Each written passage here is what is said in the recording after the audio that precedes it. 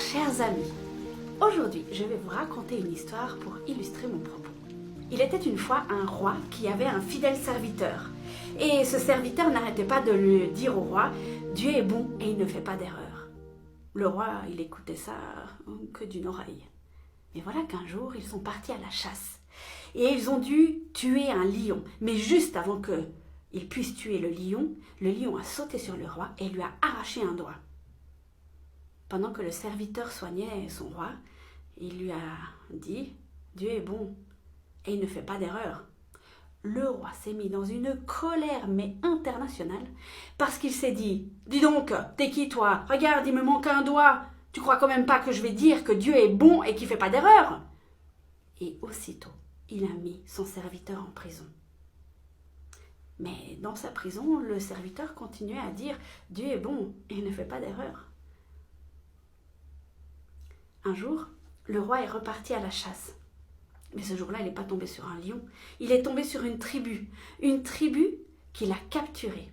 Et dans cette tribu, ils avaient une particularité, ils faisaient des sacrifices humains. Quelle aubaine, ils avaient un roi sous la main pour le sacrifier. Alors ils l'ont préparé en vue de leur cérémonie, mais juste avant qu'ils le sacrifient, ils ont vu qu'il lui manquait un doigt.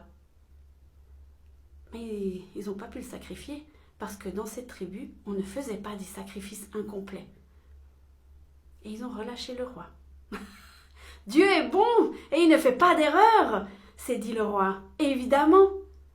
Donc il a couru jusqu'à la prison, il a délivré son serviteur et puis il lui a dit « J'ai bien compris la leçon, Dieu est bon, il ne fait pas d'erreur.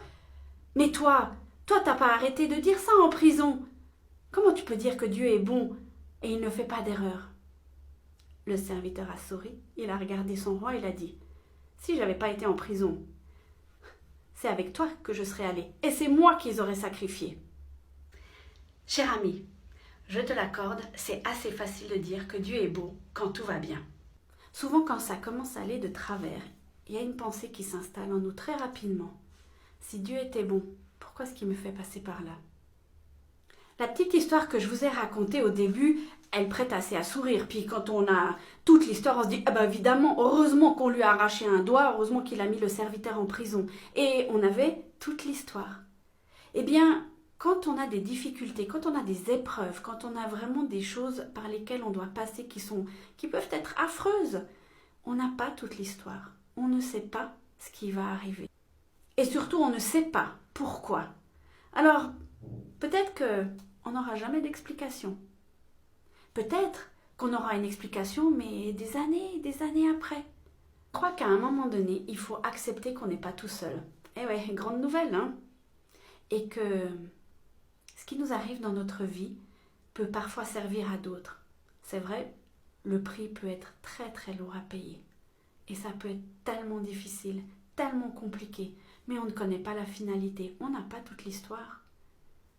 Je crois aussi que la bonté de Dieu, il faut la travailler, il faut l'intégrer, il faut la digérer, il faut la chercher et il faut vraiment s'imprégner de cette bonté, mais le faire quand ça va bien. Parce que quand ça va mal, comment est-ce que vous voulez faire si vous ne l'avez pas appris avant?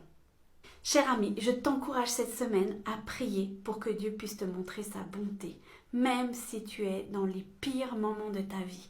Parce que Dieu est bon et il ne fait pas d'erreur. Je te souhaite une excellente semaine. Sois une bénédiction pour quelqu'un d'autre autour de toi aujourd'hui.